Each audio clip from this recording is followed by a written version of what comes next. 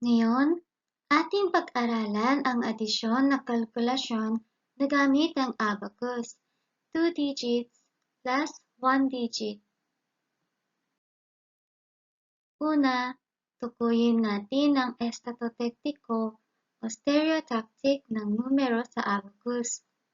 Pagkatapos, iset ang beads o butil ng abacus na katumbas ng 47.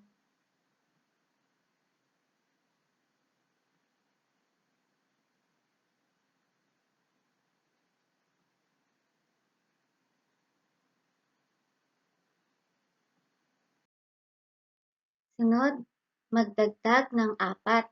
Kapag idinagdag sa 4 ng 6, ito ay 10. Kaya unahin natin ang pagbawas ng 6 sa 1 digit na posisyon.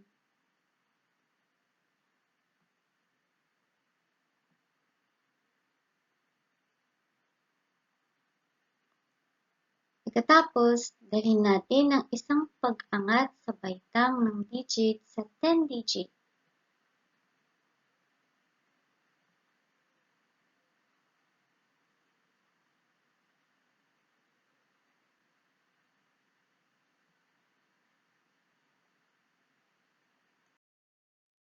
Panghuli, basahin natin ang bilang ng mga beads sa abacus at isulat ang sagot.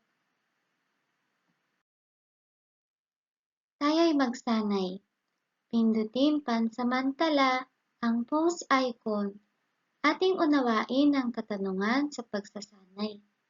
Pindutin ang play icon kapag natapos sagutin ang katanungan at markahan natin ng bilog. Ngayon, magtugma tayo ng sagot. Ang 63 plus 4 ay 67. 74 plus 9 ay 83. Panghuli, repasuhin natin ang inaral natin ngayon. Una, tukuyin natin ang estatotektiko o stereotactic ng numero sa abacus.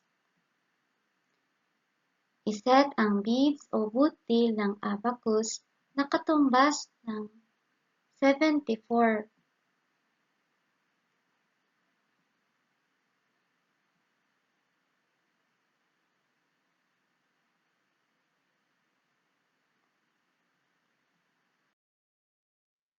Sunod, mag-add ng 9.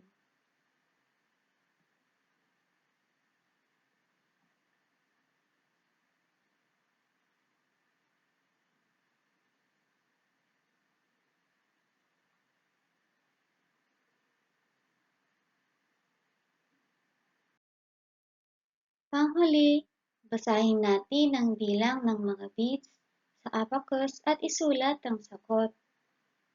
Dito nagtatapos ang kasalukuyan nating pag-aaral.